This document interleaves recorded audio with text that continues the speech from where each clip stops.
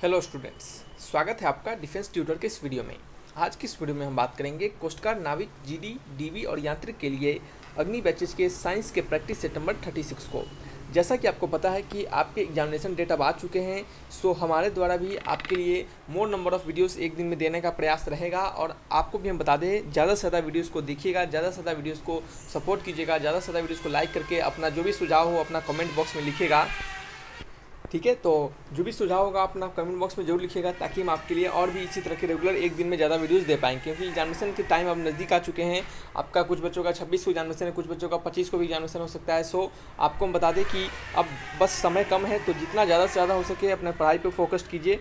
ठीक है, अपने पढ़ाई पे फोकस कीजिए, ताकि आपको एग्जामिनेशन तक आपके सारे चीज़ आपको क्लियर हो सके और वहाँ पे आपको इन सभी का हेल्प हो। ठीक है, और जितने भी प्रैक्टिस सेट, जितने भी क्वेश्चंस हमारे द्वारा बनवाए जा रहे हैं उसको आप बनाइए, और आपके पास जो भी बुक्स है, जो भी आपके पास पहले से नोट्स हैं, उसको भी पढ़ते रहिए, ताकि क्या हो और भी एक्स्ट्रा चीज़ आपको रिवाइज होते रहे और भी एक्स्ट्रा क्वेश्चंस भी आपको बनते रहें। ठीक है, तो आइए बढ़ते हैं अपने क्वेश्चन नंबर 1 की ओर। इस वीडियो के PDF को डाउनलोड करने के लिए डिस्क्रिप्शन बॉक्स में लिंक दिए जाएंगे, उस लिंक पर क्लिक करके PDF को डाउनलोड कर सकते हैं, या फिर सिंपली आप टेलीग्राम चैनल को ज्वाइन कर लीजिएगा। आपको डायरेक्टली टेलीग्राम चैनल पर ही PDF की लिंक प्रोवाइड करवा दिए जाएंगे। तो पहला क्वेश्चन आप यहाँ पे देख सकते हैं, क्या लिखा जा रहा है। यहाँ लिखा जा रहा है कि which of the following is the main nitrogen waste in humans. ठीक है, कहा जा रहा है कि निम्नलिखित में से कौन मानव का मुख्य नाइट्रोजन अपशिष्ट है। ठीक है, तो आवाज़ थोड़ा सा एक्स्ट्रा बाहर से आ रहा है, इसका आंसर सॉरी। तो यहाँ पे लिखा गया है कि निम्नलिखित में से कौन मानव के मुख्य नाइट्रोजन युक्त अपशिष्ट हैं। ठीक है, तो ये आपका क्या होता है, ये आपका होता है यूरिक एसिड। क्या होता है, यूरिक एसिड, यानी नाइट्रोजन वेस्ट के रूप में जो ह्यूमन से निकलता है तो वो आपका यूरिक एसिड निकलता है। ठीक है, और हालांकि एनिमल्स में बात करें तो एनिमल में जो नाइट्रोजन वेस्ट होता है, एनिमल में जो नाइट्रोजनस वेस्ट होता है वो अमोनिया, यूरिया और यूरिक एसिड, इन तीनों के फॉर्म में निकलता है। ठीक है, तो ये क्या आपके यहाँ पे सिर्फ हमें ह्यूमंस के बारे में पूछा जा रहा है, तो ह्यूमंस में जो नाइट्रोजनस वेस्ट होता है ये आपके यूरिक एसिड के फॉर्म में निकलता है। तो आंसर क्या हो गया, option number C is the correct answer. ठीक है, चलिए बढ़ते हैं नेक्स्ट क्वेश्चन नंबर 2 की ओर। नंबर 2 में लिखा जा रहा है कि एस्पाइरिन इज। ठीक है, एस्पाइरिन क्या होता है, एस्पाइरिन क्या होता है। तो एस्पाइरिन जो होता है ये क्या है, एक प्रकार का एसिड होता है। और इसमें किस प्रकार का एसिड होता है, इसमें कौन सा एलिमेंट प्रेजेंट होता है, तो ये आपका सैलिसाइलिक एसिड होता है। तो aspirin is a acetyl salicylic acid. क्या होता है, acetyl salicylic acid. Option number क्या है, 3 इज द करेक्ट आंसर। समझ रहे हैं, एस्पाइरिन क्या होता है, ये आपका एसिटाइल सैलिसाइलिक एसिड होता है। ठीक है, और एस्पाइरिन के बारे में जानने की जरूरत है नहीं आपको, सो हम यहाँ पे इतना आपको नहीं बताएंगे। सिंपली जानिए कि एस्पाइरिन जो होता है वो एसिटाइल सैलिसाइलिक एसिड होता है।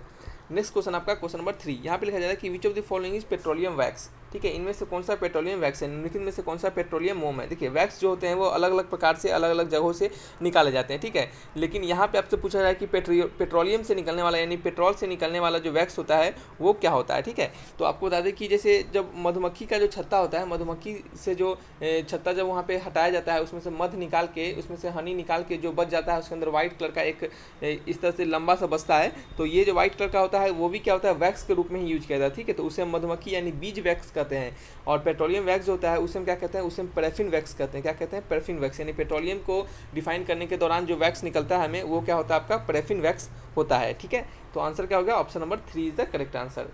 ठीक है, नेक्स्ट क्वेश्चन की ओर बढ़ते हैं। क्वेश्चन नंबर क्या है हमारा, 4th। नंबर 4 में लिखा जा रहा है कि which is the purest form of iron. क्या है, which is the purest form of iron. ठीक है, तो कहा जा रहा है कि which is the purest form of iron. Iron का प्योरेस्ट फॉर्म यानी लोहे का शुद्ध रूप कौन सा होता है, तो प्योरेस्ट फॉर्म ऑफ आयरन क्या कहते हैं, रॉट आयरन कहते हैं। ठीक है, आयरन का जो प्योरेस्ट फॉर्म होता है उसमें क्या कहते हैं, रॉट आयरन कहते हैं। तो आंसर क्या होगा आपका, option number 4 is the correct answer.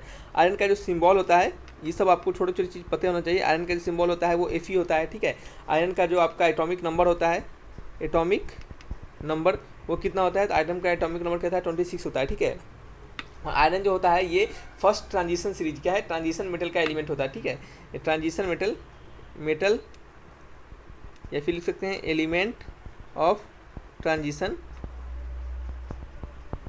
Series, या फिर ट्रांजिशन मेटल का क्या होता है, ये आपका एलिमेंट होता है। ठीक है, चलिए नेक्स्ट क्वेश्चन की ओर बढ़ते हैं। क्वेश्चन नंबर क्या है हमारा, क्वेश्चन नंबर 5 है। 5th नंबर में क्या लिखा जा रहा है कि which of the following metal form an amalgam with the other metal. कहा जा रहा है कि इनमें से कौन सा, निम्नलिखित में से कौन सी धातु अन्य धातुओं के साथ एक मिश्रण बनाती है, यानी क्या है, एक अमलगम को फॉर्म करती है। तो ये बड़ा ही सिंपल सा क्वेश्चन है, ये क्वेश्चन आपको बहुत जगह देखने के लिए मिल जाएगा।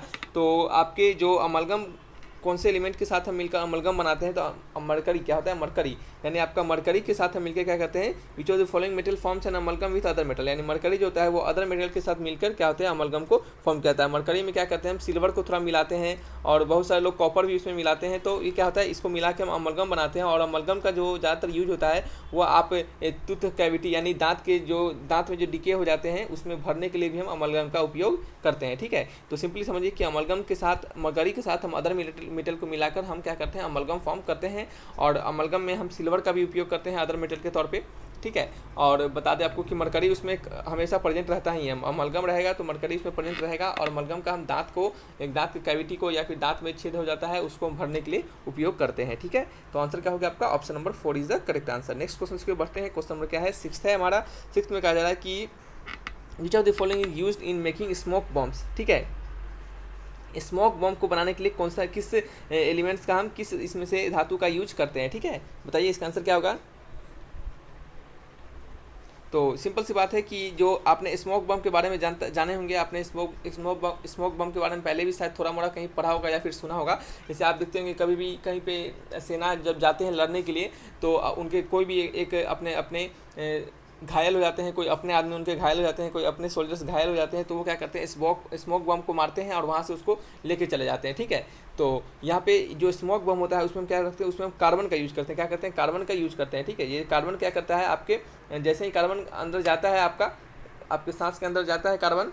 ठीक है, तो जैसे ही आपके अंदर जाता है तो सबसे पहले तो आपका दम भी फूलने लगेगा वहाँ पे, और आपका सामने से आपको कुछ आगे का कुछ दिखेगा नहीं। ठीक है, पूरा धुआं कर देगा। ठीक है, तो वहाँ पे क्या करते हैं, हम कार्बन का उपयोग करते हैं। क्या करते हैं, कार्बन का उपयोग करते हैं। और ये कार्बन में क्या होता है, एबिलिटी होता है सबसे ज़्यादा अमाउंट ऑफ धुआं देने का भी, सबसे ज़्यादा अमाउंट ऑफ स्मोक देने का भी। ठीक है, तो ये सब क्या होता है, आपके कार्बन स्मोक बम जो होते हैं वो आपके कार्बन से बने होते हैं। ठीक है, और इसका उपयोग आपको पता होगा कि मिलिट्री यूनिट्स में यूज करते हैं, इसका हम एयरसॉफ्ट गेम्स में भी इसका हम यूज करते हैं। ठीक है, तो ये सभी क्या होते हैं, इसका उपयोग होता है। नेक्स्ट क्वेश्चन आपका क्वेश्चन नंबर 7 में पढ़िएगा क्या लिखा है कि German silver is an alloy है। जर्मन सिल्वर जो होता है वो किसका एलॉय होता है। ठीक है, तो जर्मन सिल्वर जो होता है वो किसका, जिंक सिल्वर एंड कॉपर का एलॉय होता है। क्या होता है, जिंक सिल्वर एंड कॉपर का। तो बहुत बच्चे को जर्मन सिल्वर यहाँ पे लगता है तो यहाँ पे वो समझते हैं कि इसमें क्या होता है, सिल्वर प्रेजेंट होता है। तो ये आप याद रखिएगा कि जर्मन सिल्वर में जिंक सिल्वर एंड कॉपर नहीं होता है। ठीक है, जर्मन सिल्वर में जिंक सिल्वर एंड कॉपर नहीं होता है, उसमें होता है जिंक कॉपर एंड निकल। क्या होता है, जिंक कॉपर एंड निकल। तो आंसर क्या होगा आपका, ऑप्शन नंबर सी हो गया। ठीक है, ठीक है, तो इसका आंसर क्या हो गया आपका, एक सेकंड हो जाइए, इसका आंसर हो गया आपका ऑप्शन नंबर 3 यानी जिंक कॉपर एंड निकल। याद रखिएगा जर्मन सिल्वर को हम, अगर आपको यह याद नहीं रहता है, कन्फ्यूजन होता है, तो आप एक और चीज़ याद रखिएगा कि जर्मन सिल्वर को हम निकल सिल्वर के नाम से भी जानते हैं, NiCkel, निकल सिल्वर। ठीक है, और यहाँ पे सिल्वर है तो क्या है, आपका सिल्वर इसमें प्रेजेंट नहीं रहता है। ठीक है, इसमें क्या रहता है, सिर्फ आपका प्रेजेंट रहता है कौन सा, ये जिंक कॉपर और निकल। ठीक है, और ये जो कॉपर होता है ये आपको अगर याद नहीं रहेगा तब भी चलेगा, तो लेकिन फिर भी आप लिख लीजिए थोड़ा सा।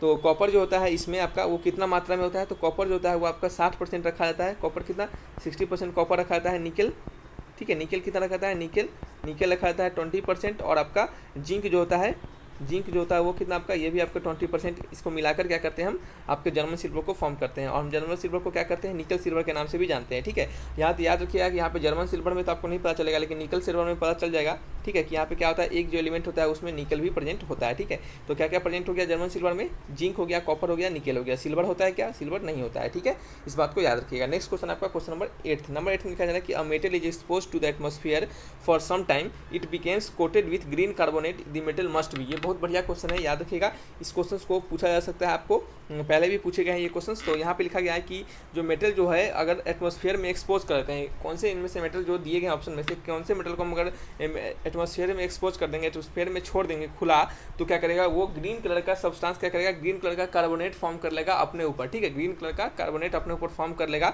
तो वो मेटल कौन सा होगा। ठीक है, तो याद रखिएगा वो मेटल आपका कॉपर होगा। कॉपर याद रखिएगा कि जब कॉपर एटमॉस्फेयर के कंटेक्ट में आता है, कॉपर वाटर से रिएक्ट जल्दी नहीं करता है, लेकिन कॉपर जब एटमॉस्फेयर के कंटेक्ट में आता है तो एटमॉस्फेयर से रिएक्ट करता है और ग्रीन कलर का क्या करता है, ग्रीन कलर का रस्ट फॉर्म करता है। ठीक है, उसके जो, जैसे आपने आयरन के बारे में पढ़ा होगा, आयरन जो होता है वो रस्ट फॉर्म करता है। तो आयरन रस्ट फॉर्म करता है तो वो कैसा होता है, आयरन रस्ट फॉर्म करता है तो वो लाल कलर का होता है। लेकिन जब कॉपर अपना रस्ट फॉर्म करेगा, जब कॉपर में जंग लगेगा तो वो ग्रीन कलर का क्या करेगा, सब्सटेंस फॉर्म करेगा, ग्रीन कलर का कार्बोनेट फॉर्म कर लेता है। ठीक है, तो इसका आंसर क्या होगा आपका ऑप्शन नंबर 2 यानी कॉपर को जब हम एटमॉस्फेयर में रखते हैं तो वो ग्रीन कलर का कार्बोनेट फॉर्म कर लेता है अपने ऊपर। ठीक है, चलिए नेक्स्ट क्वेश्चन उसके बढ़ते हैं। क्वेश्चन नंबर 9 में क्या लिखा गया है, पढ़िएगा। विच of the following is super cooled liquid, इनमें से कौन सा सुपर कूल्ड लिक्विड है। ठीक है, तो सुपर कूल्ड लिक्विड कौन सा होता है, तो सुपर कूल्ड लिक्विड जो होता है वो ग्लास को हम क्या कहते हैं, सुपर कूल्ड लिक्विड के नाम से भी जानते हैं। अगर आपने नहीं जाना है ग्लास के बारे में तो आपको बता दें कि ग्लास जो होता है, आपको देखिएगा कि कोई ग्लास अगर आप खिड़की में लगाए होइएगा तो बहुत समय साल, मतलब अगर उस ग्लास का अगर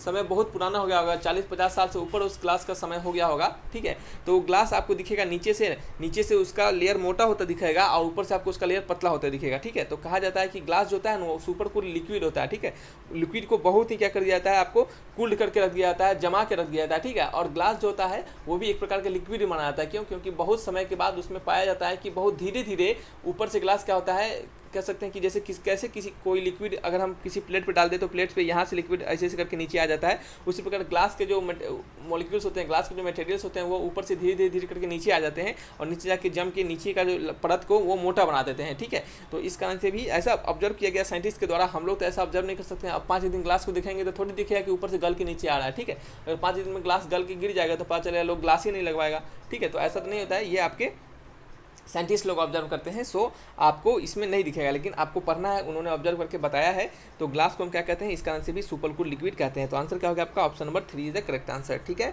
आइए बढ़ते हैं नेक्स्ट क्वेश्चन नंबर 10 की ओर। नंबर 10 में लिखा जा रहा है कि metal are good conductor because, metal जो होते हैं वो गुड कंडक्टर क्यों होते हैं, धातु अच्छी चालक होती है क्यों।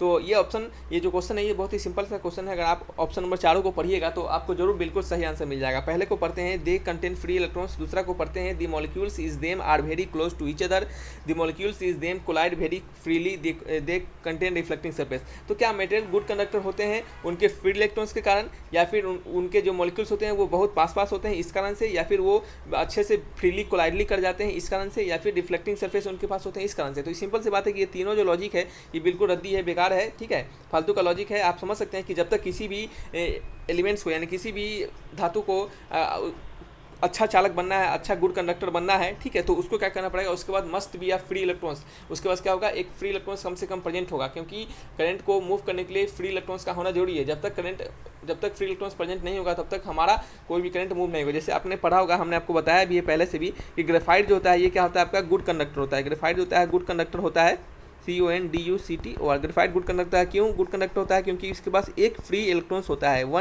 वन फ्री इलेक्ट्रॉन्स उसके पास प्रेजेंट होता है, और इसी एक फ्री इलेक्ट्रॉन्स के कारण यह गुड कंडक्टर होता है। लेकिन डायमंड के पास कोई भी फ्री इलेक्ट्रॉन्स प्रेजेंट नहीं होता है, सो इस डायमंड जो होता है वो बैड कंडक्टर ऑफ इलेक्ट्रिसिटी होता है। तो आप समझ सकते हैं इसका आंसर क्या होगा कि जो मेटल्स होते हैं उनके पास फ्री इलेक्ट्रॉन्स प्रेजेंट होते हैं, और उसी फ्री इलेक्ट्रॉन्स के कारण ये क्या होते हैं, गुड कंडक्टर होते हैं। ठीक है, तो ये क्या थे आपके आज के 10 क्वेश्चन थे जो कि हमने आपको बताया। किसी प्रकार का डाउट होगा तो कमेंट बॉक्स में लिखिएगा। आपको डेली इसी तरह के और भी क्वेश्चन दिए जाएंगे। इससे पहले हमने आपके लिए 35 और भी प्रैक्टिस सेट्स को अपलोडेड किया है, आप जाके प्लेलिस्ट से देख सकते हैं, और सभी के कह सकते हैं कि आप सभी के PDF को भी डाउनलोड कर सकते हैं। सो हम आपको बता दें कि अब अपने पढ़ाई को थोड़ा सा रफ्तार में लाइए, थोड़ा सा बुलेट के ट्रेन की तरह अपने पढ़ाई को बढ़ाइए, ताकि एग्जामिनेशन तक आपके हर एक चीज़ कवर हो पाए, और जितना आपने पढ़ा है उतना कम से कम कवर हो पाए अच्छे से। ठीक है, तो रखते हैं इस वीडियो को यहीं पर। Thanks for watching my video, तब तक के लिए बाय बाय।